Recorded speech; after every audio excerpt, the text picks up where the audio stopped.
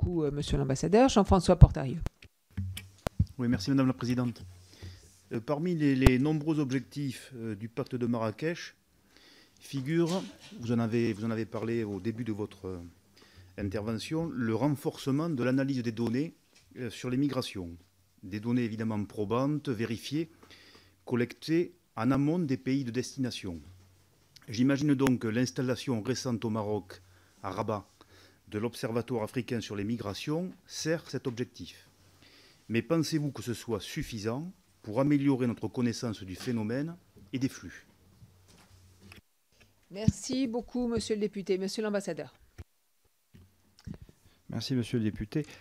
Cet Observatoire africain des migrations est un des éléments, évidemment, parce que ce que demande l'objectif numéro 1, c'est de mieux connaître les faits. Et c'est vrai que quand on cherche un peu, et moi-même depuis 16 mois que j'exerce ces fonctions, j'essaie de me renseigner sur pas mal de choses. Et il y a beaucoup, mais il y a aussi beaucoup de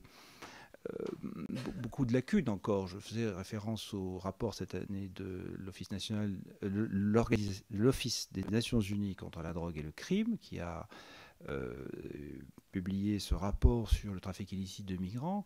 En ayant rencontré les responsables, je sais que leur tâche est difficile, ne serait-ce de récupérer les données.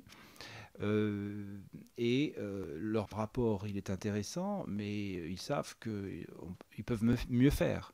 Et que c'est un appel, justement, à la fois à ce que les États, mais pas simplement les États, mais aussi d'autres acteurs non étatiques, le monde académique, des ONG, bien qu'il y ait une mise en commun de ces données, qu'elles soient analysées. Moi-même, il m'arrive très souvent de me poser des questions et de ne pas savoir où se trouve la réponse. Donc il y a, je pense là, l'observatoire est une bonne chose, mais c'est un des éléments, c'est ce genre d'initiative que l'on souhaite effectivement développer. Juste un mot pour ajouter que l'Office des Nations Unies contre la drogue et le crime, je les ai rencontrés à plusieurs reprises, en particulier en Afrique. Leur dernier rapport est très intéressant parce qu'il démontre absolument à l'évidence que tous les trafics, toutes les sortes de trafics, trafic de drogue, trafic d'armes, trafic de personnes humaines, trafic d'immigrants, sont des trafics qui aujourd'hui nourrissent les groupes terroristes. Et que donc il y a un amalgame absolu, ce qui n'était pas le cas avant avec les différents trafics. Aujourd'hui, au fond, on sait très bien que c'est là que se trouve la source de financement des groupes terroristes qui sévissent.